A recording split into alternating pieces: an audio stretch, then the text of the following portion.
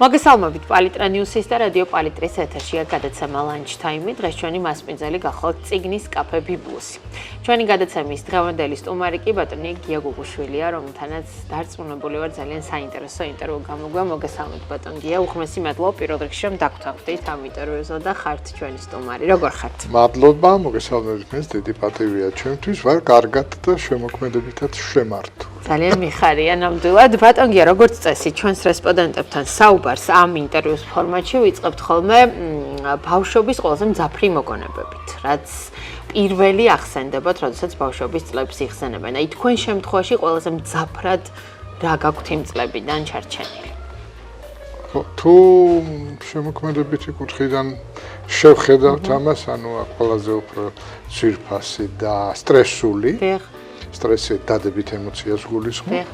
ეს არის მამაჩემის მინის სახელოსნო, მამა მხატვარი იყო, დედა პედაგოგი და აი ესეთი საღებავის სუნი და ის პირველი ნამუშევრები, რომელიც მე აღვიქვი როგორც აი რა ჯადოსნური სამყარო, ეს მამა პროფესიონალი მხატვარი იყო, მე აღარ გაყვა უბრალოდ რატომღაც სიტუაციის და გამო და აი ეს იყო ძალიან საინტერესო, მით უმეტეს ჩემი ბავშვობის და ყმაწვილობის ეს პერიოდი ემთხვევა სამეგრელოში გატარებულ წლებს და აი ეს იყო ნუ ქალაქიდან ჩასვლისთვის მით უმეტეს ეს იყო სტრესებით ახსავსე, იმიტომ რომ სულ მოულოდნელი აი უცებ ხურთან შეიძლება ძროხამ დაიბყავლოს, ან რაღაც მიდიხარ ღამეს უკუნის არ არის შუქი, არაფერი მოყვები 50-იანი წლების ბოლოს, პატარა როცა ხარ ბავშვი და აი წარმოიდგინეთ ურიცხვით აუღწერელი რაოდენობის ციცინათელები, რომელიც სულ ცადე რომ დამეხატა და ვერ დახვდა. ისინი ანათებდნენ გზას, სოფლის შარაგზას, ზაფხულში რა თქმა უნდა. აი ეს არის ესეთი მომენტები, რომელიც მუდამ ჩემ თვალწინ არის და სულ ვცდილობ დავხატო, მაგრამ ბატონ გია, ანუ ეს თქვენი კავშირი ხატვასთან და ზოგადად ხელოვნებასთან ესეთი პატარა ასაკიდან იწყება, შეიძლება ასე ითქვას, ხო? ძალიან პატარა, იმიტომ რომ ალბათ ეს ნორმალურია ხელოვანის ოჯახში, ხო? იქ ხედავს საღებავს, ფუნჯს, ისიც კი მახსოვს რანაირი საღებავები და ფუნჯები იყო, იმიტომ რომ მე რაღაც წლების შემდეგ ვეძებდი ეგეთ მაღაზიებში, ეს ის ავაც ახსენებდი კომუნისტების დროს არაფერი არ შეებოდა. აი ერთი სახის ფანქარი იყო, ერთი სახის საშლელი და ასე შემდეგ. და ცხადია ეს უკავშირდება იმ პირველ აღქმას ემოციებს, რომელიც ძალიან ლოგიკურად გაგრძელდა. იმიტომ რომ ჩემი შუათანაძმა, რომელიც ძერწავდა, უმცროსი ძმა ასევე, რომელიც აკადემიას დაამთავრა და ასპირანტურა და პროფესიონალი, ნუ აი სულ მხატვრები და ნუ არაფერს ავამ მეუღლესა და შვილებს. კი ბატონო. ანუ აი იქიდან მოდის ძალიან პატარა ასაკიდან. და გრძელდება. კი, რა თქმა უნდა. ანუ პროფესიის არჩევაზე, ასე ვთქვათ, დიდად ბევრი არ გიფიქრიათ. მე არა, უფრო სწორედ იცით როგორ კურიოზულ მომენტს მოყვცა. ცოტა სასაცილოდაც, როდესაც მე სწავლა სკოლაში შევწყვიტე 53 კლასის სკოლაში, მერვე კლასში დავამთავრე და მერე გავაგრძელე ნიკოლაძის სამხატვრო სასწავლებელში და ამას წინ უძღოდა, ასე ვთქვათ, პატარა ოჯახური სცენა, როდესაც ჩემმა მშობლებმა ნახეს ჩემი ნიშნები, მაშინ მეოთხედები იყო, ეხლა ხო სამისტრი და დედა ჩემმა ესეთი რაღაც შეხედე და ირონიულად მამაჩემს გადახედა. ამისგან ხატვის გარდა არაფერი არ გამოთქვა. დაკეცემ რაღაც ცუდი ნიშნები იყო. თუმცა ძალიან კარგად ვსწავლობდი გეომეტრიას და ისტორიას. და ნუ აი მე უკვე მართლა ეს არის 1967 წელი, როცა მე პროფესიული კუთხით განათლება ხო. 14 წლის ბიჭი ვიყავი, პატარა ვიყავი, მაგრამ ვიდრე დღემდე აი სწავლა გრძელდა. ბატონ გია, აი ნიჭის და არ ვიცი, მონდომების, სურვილის გარდა რა არის ძალიან მნიშვნელოვანი თვისება, რაც მხატვარს უნდა გქონდეს? შეიძლება ტრაფარეტული პასუხი გაგცეთ, მაგრამ სულ ვფიქრობ, რომ დაძინებულ ნიჭს შრომა აღვიძებს. აი ესე ვფიქრობ, იმიტომ რომ ნიჭი ყველას აქვს, მაგრამ მიმართულება არ იცის და თუ იქ სწორედ იქნა განგება თუ სწორედ ან შენ სმენაც თუ გაქვს ამის ან შენ ახლობელს იმიტომ რომ ძალიან რთულია პროფესიის მიხედვით ცხოვრება. იმიტომ კი დღეს მძიმე ცხოვრება, ესე იყო გუშინაც, გუშინწინაც, საუკუნის უკანაც, მაგრამ ეთყობა ეს ნიჭი რაღაც თავის გზას მაინც იკვლევს და შემდეგ მას ასაზრდოებს შრომა.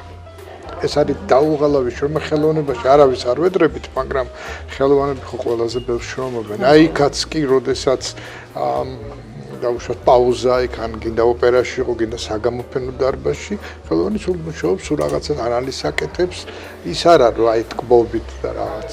არა, ეს არის მუშაობის პროცესი. პრაქტიკულად ფიზიკური მუშაობა უდრის 5-დან 8 საათამდე და დანარჩენი სულ ანალიზია და საკმაოდ რთულია. ყველაზე ბევრს შრომობენ ხელოვანები. რაღაც თავის დამკვიდრებაც თითქოს სიტყვათი შრომა, მაგრამ შრომა არა. კი, რა თქმა უნდა. თავის დამკვიდრება ხო, ეს უკვე ეს თავისით მოდის. მოდის დიდი გარჯის შემდეგ, მოდის მას მერე, რაც საკუთარ თავში რაღაც პოზიციას გაიმაგრებ. საკუთარი თავის პოვნა ხელოვანისთვის არის ყველაზე რთული და თითქმის მიუწვდომელი სადღაც ბოლოში შეიძლება. ზოგისთვის ძალიან ადრე დგება ეს მომენტი, მე არ ვიცი როგორ გრძელდება და მე ჯერჯერობით ვეძებ. რაღაცები ვიპოვა. აი გულის ტკენა გქონიათ ამ გზაზე? იმედგაცრუებაც, გულის ტკენაც, რა თქმა უნდა არსებობს. სხვანაირად ვერ იქნება ცხოვრება ლამაზი, იცით რა, ის იმ წუთში აუტანელი და ქვეყანა დაიქცა, მაგრამ ზოგადად თუ გადავხედათ რაღაც სივრცეში, გავშლით ამას, წარმოუდგენელია, რომ ან გულის ტკენის, ან რაღაც იმედგაცრუების, ან რაღაც წინააღმდეგობის გარეშე ვერ შეიგრძნობ. სუტკბილი რო ჭამობ, ძალაც რო გიყვარდა შეიძლება. ჯობია ხანდახან ჩავანაცვლოთ, ხო? არ ვიცი, რამდენად სწორი პარალელი გავავლე, მაგრამ ეს არის ხდება, კი. და რაც უფრო ბევრჯერ მოხდება, უკეთესია. ხო, ხან უფრო გაძლიერებს, სტიმულს გაძლევს ალბათ გარკვეულწილად. ბატონი, აი ზოგადად დროსთან და გამოცდილებასთან ერთად ბევრი რამ მოვიდა, არა მხოლოდ პროფესიული თვალსაზრისით, ზოგადად, აი გამოცდილებამ და დრომ რამდენად შეგცვალათ. იცით, ხანდახან კი ჩვენ თავს ვატყობ ხოლმე, კი შევიცვალე საკმაოდ, მე არ ვამბობ ხასიათის სიფიცხეს, როდესაც სწრაფგადაწყვეტილებას ეხლა ვძღებულობ, თავარია მე რასა ვიქმ, მაგრამ რა თქმა უნდა იცვლება, რა თქმა უნდა იმ სიმდიდრის ხარჯზე, რასაც არა ფულად და ეკონომიკურ სიმდიდრეს არ გულისხმობ, რასაც შენ შემოქმედებაში შენი შემოქმედებით მოიპოვებ და იმის საფუძველზე აგრძელებ ცხოვრებას. ეს იმდენად ლამაზი მომენტია, ერთგვარი საკუთარ თავთან შეძახილიც არის ისიც, რომ ახალი ამოცანები ჩნდება აუცილებლად, ეს უკვე საინტერესოა, იმიტომ ვამბობ შრომას მუდმივია. რა თქმა უნდა, ძალიან იცვლება შეხედულებაც. მხატვრობაზეც, მე მოდით, როდესაც ხელოვნებაზე ვლაპარაკობ, გასაგებია, მაგრამ ძირითადად სულ გულისხმობ ჩვენ საუბარში მხატვრობას, სახვითი ხელოვნებას, მე ფერმწერი ვარ. ამიტომ რა თქმა უნდა იცვა მხატვარი, რომელიც ძალიან მიყვარდა, აღმოჩნდა რომ 10 წლის მერე რაღაც ცოტა სხვა ნაირად შევხედე, მე უფრო სხვა ერთი პერიოდი ვიფიქრე რომ რაღაცას იქნება რაღაც არასწორი ანალიზი გავაკეთე, მე მივხვდი კიდევ 10 წლის მერე რომ არა ეს სწორია, იმიტომ რომ ეს უნდა იცვლებოდეს, ის დარჩა, სხვა მოვიდა, ის არსად არ წავიდა, ის დარჩა შენში და ეს ძალიან საინტერესო პროცესია, იცით? როგორ გადახედავ ხოლმე ხანდახან საკუთარ თავს და საკუთარ ნამუშევრებსაც. კი. ზოგადად აი მოვლენები რამდენად ყოფილა ბატონგია თქვენ ცხოვრებაში, რომელიც გცვლიდა თან გავლენას ახდენდა თქვენზე, აი რაღაც გარდამტეხი ეტაპები რამდენად გქონიათ ცხოვრებაში. იცით როგორია, მე ისეთ სფეროში ვმუშაობ, დავუშვათ აი ფერწერაში. თანამედროვე არტში, ხო, რომელიც არ გახლავთ პირდაპირი ასახვა რაღაც მოვლენისა. კი, ახლა ცხადია, იმდენი ქარტეხილებია ჩვენ ცხოვრებაში, რომ ვერ დაითვლი, ხატოს ვერ მოასწრებ. და ახლა არის რომ ვინც პლაკატში გამოხატავს ამას, ვინ რაღაც კიდე სხვადასხვა ხერხებით, კომპიუტერით რაღაც, რომელიც ერთგვარად სწრაფი, ადეკვატური ხდება მოვლენების, მაგრამ ამიტომ მე და ცოტა შევაბრუნებდი ამ საკითხს და ვიტყოდი რომ ეს უფრო შედგება პერიოდებისაგან, რომელიც ჩემდაუნებურად ხდება, აი დავუშვათ რაღაც ორნამენტი ნამუშევარში, რომელსაც ვიმეორებდი მთელი 5 წლის განმავლობაში, ხანსად ჩავსვამდი, ხანსად მე უცებ გაქრა. ეს გაჩერდა, გადავიდი რაღაც სხვა დეკორატიულ რაღაც წრეებზე, მე ესეც წავიდა. ანუ შეიძლება რაღაც ფერმა გაგიტაცოს და ეს გაგრძელდეს რაღაც რამდენიმე წელიწადი. ანუ აი ამ პერიოდს ახლა მე არ ვამბობ, რომ გრეხილობაც არ გამოვიდეს, რომ ეს არის ბავშვად პიკასოს ცისფერი პერიოდი ვარდისფერი და ვიცით ხო ეს კლასიფიკაცია როგორც ხდება. ასევეა ყველა ხელოვანთა, რომელთანაც შეიძლება ფიგურატიული არტი იყოს, მე შეიძლება ნონფიგურატივი, მე შეიძლება იყოს აბსტრაქცია, შეიძლება მიქსი მოხდეს, შეიძლება რაღაც მინიშნებითი აბსტრაქცია. ანუ მე ვფიქრობ, გაგცეთ პასუხი, იცით როგორ ჩემი ცხოვრება უფრო შედგებოდა აი ესეთი მონაკვეთებისაგან, ვიდრე რაღაც აღქმული სიტუაციისგან გამოსული რაღაც. თუმცა ემოციისგან ყოველთვის მოდის, მით უმეტეს თუ მუშაობ დავუშვათ იქ არ შეიძლება ბიბლიას რო ვკითხულობ, რაღაცა არ წაგიყვანოს და არ წახვიდე ამ თემით და ასე ვთქვათ, ან საქართველოს ისტორიაში უამრავი საინტერესო რამ, რომელიც არ არის დახატული.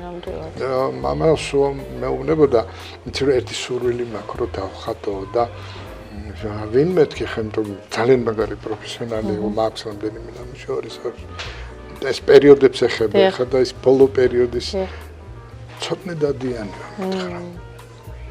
დავფიქრით ისტორიულად ადვილი მოსაყოლია, ეგ თაფლი, ბზე, ის ბუზები, გმირობა, ხასიათი, მაგრამ მე რაღაც გადაგაქტილოს და მე მერცადე ჩუმაჩებს. არაფერიც არ გამომივიდა. არა. არ იყო ჩემი. ეს მამა ჩემს.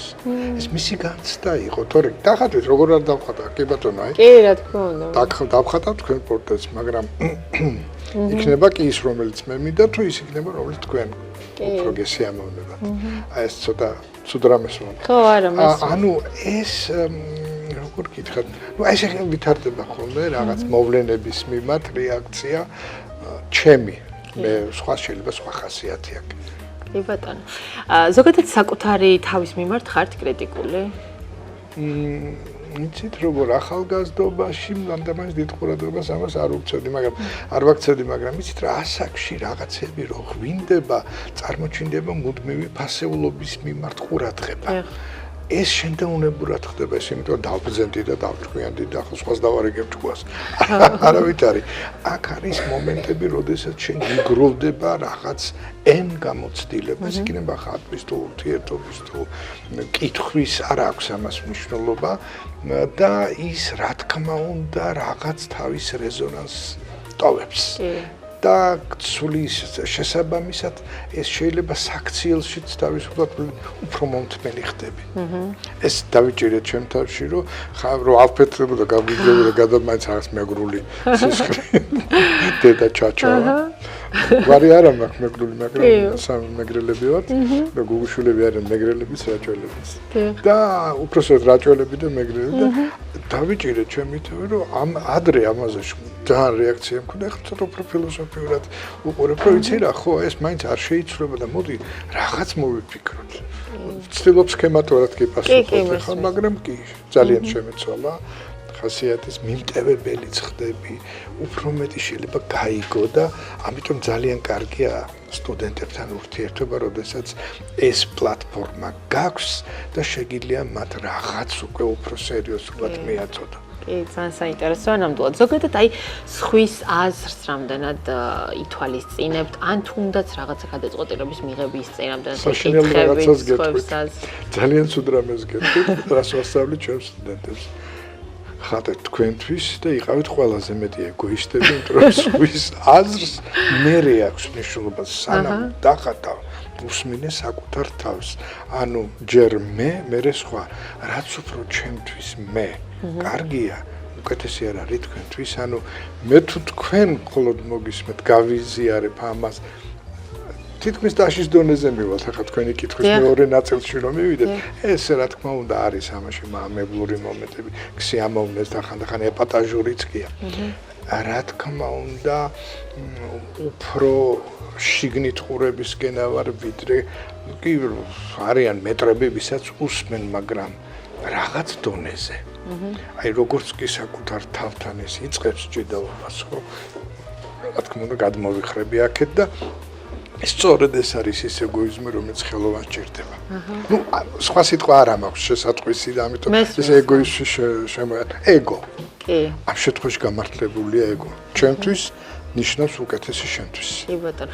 ეს ანუ როცა მუშაობის პროცესს ეხება საქმე, თუ აი ზოგადადაც თქვათ რაღაცა გადაწყვეტილებების მიღების წინ ასე შემდეგ თუ უფრო მუშაობის თორე ისე დღევანდელი პიროვნება ზოგადად უფრო სოციალურია ვიდრე დაუშვათ ბოჰემურ ჩაკეტილურა არა. თუმცა ის ინდივიდუალურია ყოველ შემთხვევაში მე ჩემ თავს ეს უფრო სოციალურ პერსონად ვხედავ, მაგრამ უფრო მხატვრობას ეხება ეს და საკუთარი ხელოვნებაში შენი გადაწყვეტილების მიღებას. მე შენ. კი ბატონო. ცუდი რაბი. ბატონი, აი თქვენ ახსენეთ რომ თქვენი შვილებიც ხატავენ ქაუტენქეთი ყველამ კარგად ვიცით რა თქმა უნდა, გინდოდათ რომ თქვენ შვილებსაც ეს გზა ერჩიათ? სტერეოტიპი, ერთ-ერთი სტერეოტიპის დამრღვევები ჩვენ ვართ, მშობლები, მე და კეთი, იმიტომ რომ გადაწყვეტილება უნდა მიიღოთ მათ. იცით, ჩემ შვილს ძალიან ესეთ ლამაზ თითები და კარგად დაუკრავს და თეთრი ხალათი უხდება, ექიმი გამოვა. ეს მოკვდა. იმიტომ რომ თუ თვითონ არ მიიღებს გადაწყვეტილებას, მე თუ მომისმინა და მე შეიძლება მე სხვა ვარ. ხომ მშობელი ვარ, ერთი სისხლი ვარ, ხო? მაინც სხვა ვარ, სხვა პერსონა, სხვა საუკუნის შვილია. ცხადია, მან მიიღო გადაწყვეტილება, ასე მიიღო გადაწყვეტილება ლუკამ, მარიამმა, გიორგიმ, ანუ ეს ყველაფერი დამოკიდებულია მათ ინდივიდუალურ ხასიათზე, ჩვენ ხელი შეუწყვეთ. მეტი თუ შეიძლება იქ კოდნა დაუშვათ არქიტექტურაზე უნდა და მე კინოზე წავიდა, ესეც მისი გადაწყვეტილება, მაგრამ აქ ხელი შეწყობა, რომ ვინ, სად, როგორ და ეკონომიკა და ასე შემდეგ, თორე დანარჩენი მე 18 წლის და 19 წლის დარტანიანი იყო ჩვენი და აქცია მთელი ევროპა და გადაწყვეტილებას როგორ იღებდა რა არა ცუდი მაგალითია. არა, ნამდვილად. რასაუბრობთ? ბატონი, აი ამ გადმოსახედიდან ნანობთ რამეს, რაც შეცვლიდით? არა. ძალიან კარგი ოჯახი მყავს, ძალიან მაგარი სამეგობრო. ჩემი ხელოვნება როგორია, მე არავის არ ვეჯიბრები და ღმერთმა დაგვიფაროს, გადავიდეთ შეჯიბრში, ის იმას ჯობია. არ მესმის, ვერანაირად შეიძლება ვიღაცა მოგეთ შეასრულა ნაწარმოები, მაგრამ ჯობია ხვალ იმას შეიძლება ვერ დაუკრას და ხა რა ფინიშთან ის მივიდა, ეს წარმოუდგენელია. მან კატეგორიულად მომწონს ჩემი საწყისი, ვითაც დავიწყე, ანუ მხატვრობის ამ სივრცეში ცხოვრება და თორე ხა რაღაცას ალბათ ძანობს ადამიანი ეს არის დროის უკმარისობა მით უმეტეს ასაკში, როცა უკვე აღარ გინდა ადმინისტრაციულად ძალიან დატვირთული იყო და მაქსიმუმ სტუდენტები დანარჩენი მხოლოდ შენ ასე ვთქვათ საქმიანობითი ფარგლები, რაც აი დიდად თან არ ვცდილობ რომ ცირმეებში შეხვიდეთ. კი ბატონო. ბატონი, ადამიანები რამდენად ყოფილან თქვენს ცხოვრებაში ისეთი, ვინც გავლენას ახდენდა თქვენზე? დიახ, არიან ესეთი ადამიანები, რა თქმა უნდა, ღმერთმა უმუშალოს ეს ყველა ცხოვრებაშია ესე. მან შეიძლება არც იცის. ხო. მთელი მუღამიც ეგ არის რა. ეხლა ათი თბილისელი კოლორიტი იყო, ფიჟერო, თან მაგ დათვერის და ანტაიცო. ერთხელ მეუბნება, არც ხატვარი, არაფერი, ქალაქელი, ძალიან კარგი, უგანა ეგ და კოტეყუბანეშვილი წყვილში წარმოიდგინეთ რა იქნებოდა, ერთმანეთს რო ლექსებს უწერდნენ. დათვისთან რაღაც სახშია მოსული და რა ერთხელ საუბრობთ. და იცი რას უნდა. თუ ტილო შენ უნდა გადაჭიმო და ჩარჩოც იქნებ შენ შეკრავ. და იცი როგორ გავატარე ხო დათო, გასაგები ხარ. ძალიან ეს ცნობილი კაცი იყო და ჭვიანი და განათლებული, მაგრამ ეს რაღაცა მოხდა ყურში და არ გავატარე. და მე ცოტა ხნის მერე რაღაც პერიოდი გავიდა და მივხვდი, რომ ნახატებს, რომელსაც ჩვენ უყურებთ, ის ენერგეტიკის მატარებელია, ვიბრაციას გამოცემს და თუ შენი ხელით ნაკეთები ეს უფრო თბილი ხდება, უფრო გამდრე, აი, იცით, ხანდახან ნახატს არ ჭირდება მხოლოდ თვალი. შეიძლება შეავლო თვალი და ეს რაღაც მთელი მისი ვიბრაცია სწორედ ნახატისგან და აი გამახსენდა დათო რომელიც საერთოდ არ იყო მხატვრობა არაფერი საქმე არ ქონდა და უცებ გეუბნება ასეთ რამეს კი ქონდა თავის ბიოდენები ექსტრასენსული მომენტები რაღაც მაგრამ ეს დამჩა მთელი ცხოვრება და რა თქმა უნდა ბევრი ასე ახლა ერთ-ერთ მაგალითს ყვები არა მხატვრის თორე ეს ძირითადად ესენი არიან პედაგოგები და მშობლები ნუ პედაგოგები განსაკუთრებით ხა მე თუ ვინმე გენიოსი შეგიძლია დღეს ჩამოთვალოთ, ყველა გვასწავლიდა და რო დავიწყო გოგი მახარაძე და დავამთავრო ხიდათი და სერგო რომელი ერთი გნებავთ, ეს ყველანი საოცარ გავლენას ახდენენ. და ამიტომ სწავლებას ძალიან დიდი მნიშვნელობა ქრას საფუძველზე ვიწყებთ. საბავშვო ბაღებში იმაში რო ასწავლიდან ადრე და სულოცოდვილო დღესაც მზე რო კუთხეში უნდა იყოს სხივებს რო იმას იცით რამდენი წელი ჭირდება ამ ასე ვთქვათ არა გამართულ ინფორმაციას დავიწყება. დღესაც მახსოვს უამრავი არასწორი ნაბიჯი, რომელსაც ჩემი პრაქტიკით უპასუხე, ახლა უკვე ამ მასაკში თავისუფლად შემილია გამოცდილებით გავწიო კონკურენცია ხო რაღაც მოვლენებთან და მივხვდი რომ არ იყო სწორი. და ამიტომ მე ეს არ უნდა გავიმეორო. ამიტომ უდიდესი საქმეა პედაგოგთა მოღვაწეობა. დიდი პასუხისმგებლობა. რა თქმა უნდა, პრინციპში შენ დაუწერელ დაფაზე წერ იმას, რასაც თუ არა სწორია, ათეული წლები ჭირდება დავიწყებას. წარმოგიდგენიათ? კაცრი ხართ სტუდენტებთან? არა. ადრე თითქოს კი, მაგრამ ძალიან დიდი სტაჟი მაქვს, თითქმის 40 წელი. მხატვრის სახლში დავიწყე მოღვაწეობა. იცით რა სტუდენტებთან სიმკაცრე დამოკიდებულია მათზე თვითონ როგორ გაიგებენ ჩემს მიდგომას. ახლა ჟურნალში არას ჩაწერა და აი რა დროს ესენია თვითონ განკარგავს თავის ცხოვრებას და მე რატომ უნდა მას რაღაც შეუზღუდო იქნებ მისთვის ეს არ არის ზოგ ფსიქოლოგიურად ძალიან უჭირს დღეს და რაღაცა კიდე ბარიერების ჩადება. ამიტომ ცოტა რაღაც სხვანაირი მეთოდი მაქვს. არა ვარ კაცრი სტუდენტებთან, მაგრამ მომთხოვნი ვარ. არ მომატყუოს ოღონდ. აი 40 წელი გამოცდილება ახსენეთ. აი თაობებს შორის რამდენად ხედავთ განსხვავებას ბატონო? იცით რა, როგორც გენეტიკური, ისე უწყვეტი ჯაჭვი, აი რომ სქემა რო დავხაზოთ, ну სხვადასხვანაირი ლამაზი ჯაჭვებისგან შედგება ეს და არ არის აუცილებელი გავდეს ერთმანეთს. ანუ რატომ უნდა იყოს წინა თაობა ჩემი ასე ვთქვათ ანარეკლი არმეს ეს ისედაც არის. ისედაც ხდება და შენ რა გინდა რომ კიდე რაღაც ის უზურპატორული რაღაც ნიჭი გამო არ არის ეს აუცილებელი. ხელოვნება იმდენად თავისუფალია რომ მას არ ჭირდება ის რომ ჩვენ დავყოთ. შეიძლება რომ ხელოვნებაცოდნეებს ან მავანთ აქვს თავიანთ შეხედულება კვლევისათვის და მონაკვეთება დაყონ კი ბატონო. ეს სწავლების საგანია და იქ შეიძლება უფრო ადვილი იყოს რაღაც მონაკვეთო რომ თაობათა შორის მუდმივი ჯაჭვი არსებობს უხილავი და ის არის ინდივიდუალურ პერსონებზე დამოკიდებული. ბატონო არის რამე რაც ჯერ არ დაგიხატავთ და გსურთ ან გსურდათ დაგეხატათ? ხვალ რას დავხატავ არ ვიცი. ის რომ არის კი თუმცა ამ ბოლო პერიოდში ეს არის თბილისის სახელმწიფო უნივერსიტეტი ივანე ჯავახიშვილის სახელობის რომელთანაც აი კოლაბორაცია შედგეს ეს სიტყვა დღეს კი აქტუალურია შემოვედი მეც თანამედროვე რომ გამოვჩნდე აი ქალბატონი ეკატერინე ნავროზაშვილი გახლავთ ასოცირებული პროფესორი და მოვიდა საინტერესო თემებით, რომ დაგვესურათებინა მე ცალკე, მე და კეთის, მე კეთის და ლუკას ახალი აღქმა. ბიბლიური სიუჟეტები, რაღაცები და ისე გამიტაცა ამან რომ ამბობ რომ ძალიან ბევრი რამ არის დაუხატავი და არც არის აუცილებლო გეგმა იყო ხვალ ამას დავხატა. მე არ ვაკეთებ წინასწარ ესკიზს.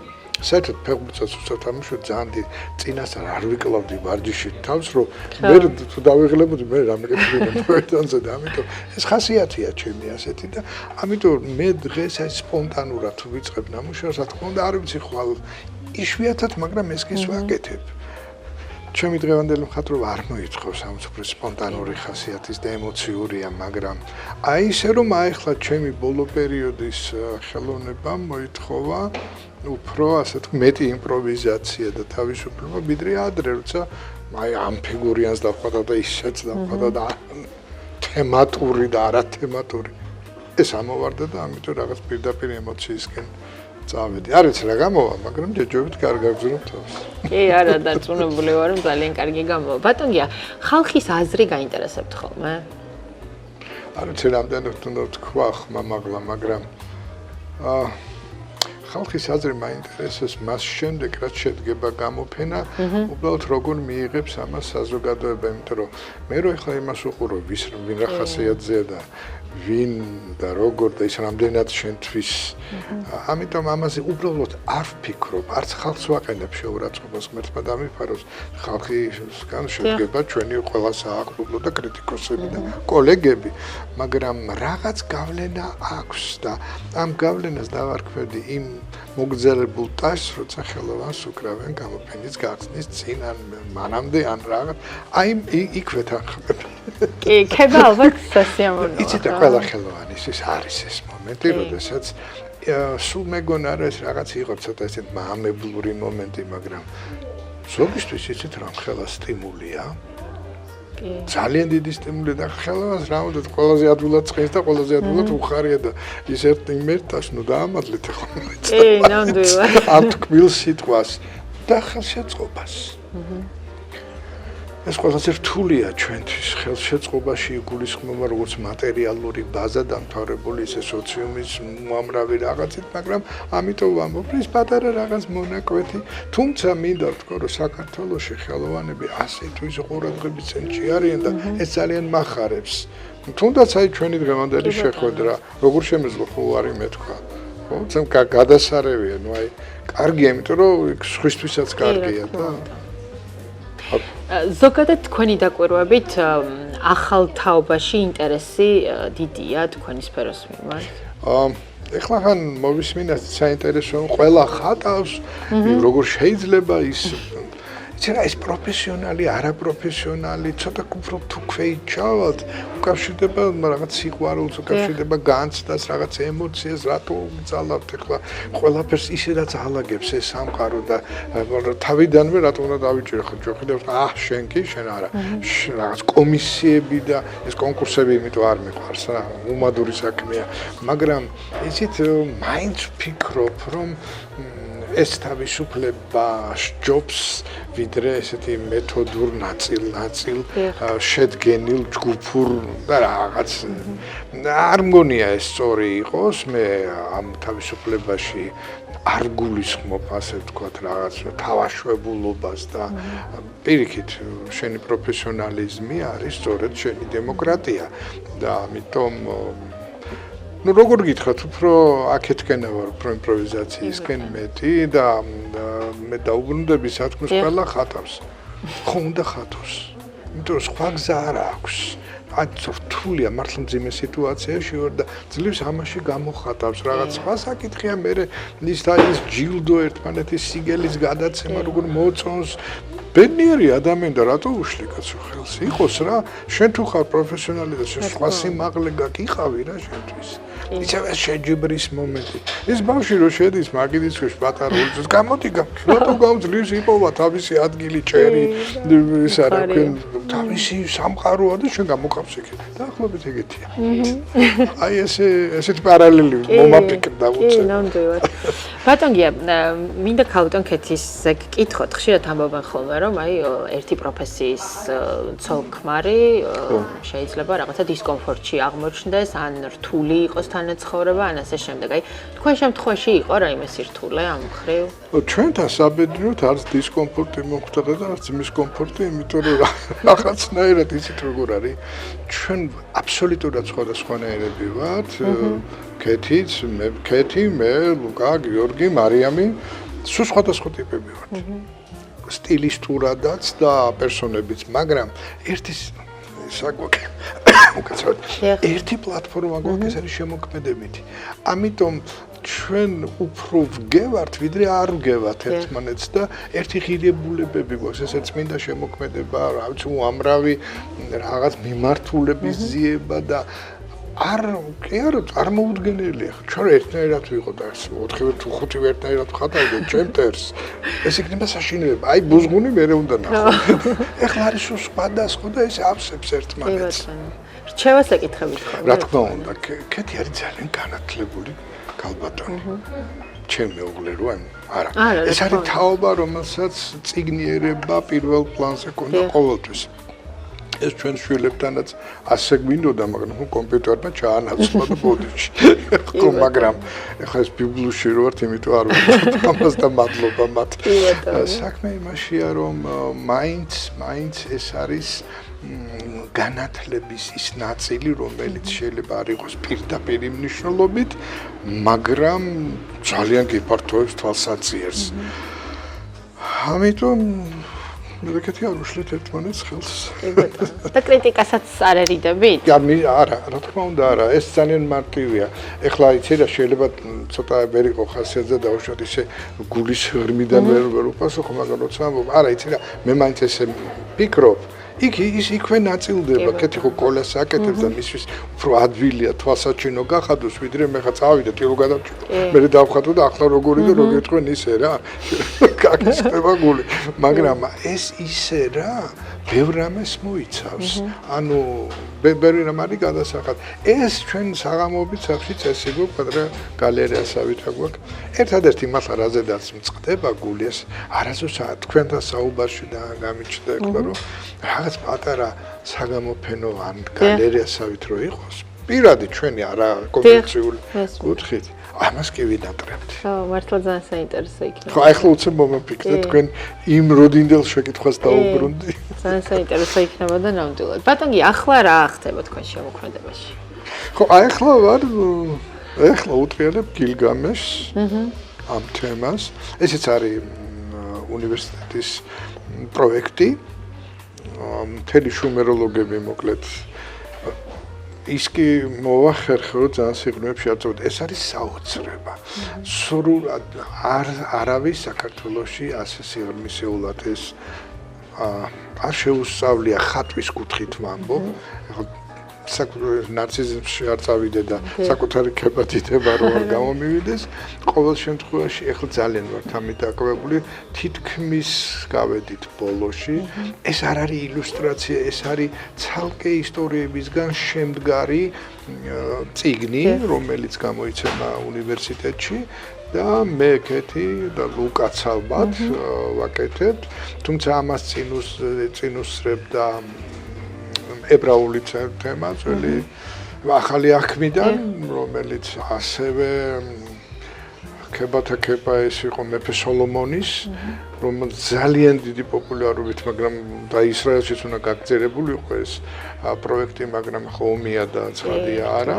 ისე რომ ეხლა ვარ დაკავებული ძირითადად აი ასეთი ციგნიერებით და ეს კომფორტია ეს არის საოცრება ყოფილა მე არასოდეს არ გამეკეთებია პირველად მე კი იყო 1-2 შემოთავაზება და დამიხადავს მაგრამ ეს ილუსტრაციები იყო აქ პირიქით სამყაროს აკეთებ და შემდეგ ამბობ რომ ეს რაღაცნაირად უფრო გავსებს მაგრამ იქვე ხდება თავისუფალი ხატვის პროტესტის გზნობაც და მე იქვე მაგტილო ამას რაღაც ცოტა ზედმეც ვატყობ რომ დავიღალე მე ვიცი თავისუფალ ხატრობას ამით ვარ დაკავებული ანუ მე ჩემთავს არ უზღუდავ ან თემატურად ან სტუდენტების სახელოსნო სახლში აი ეს არის ჩემი სამკუთხედი ძალიან დიდი წარმატებები უნდა გისურვოთ და დიდი მადლობა გითხრათ რომ იყავით ძალიან სასიამოვნო იყო ჩემთვის თქვენთან საუბარი და დარწმუნებული ვარ რომ ჩვენი მაყურებლისთვისაც და მიხარია რომ დაგვეთმეთ დრო და ეს შეხვედრა შედგა დიდი მადლობა თქვენ მოწვევისთვის ყოველთვის სიამოვნებით გეწევით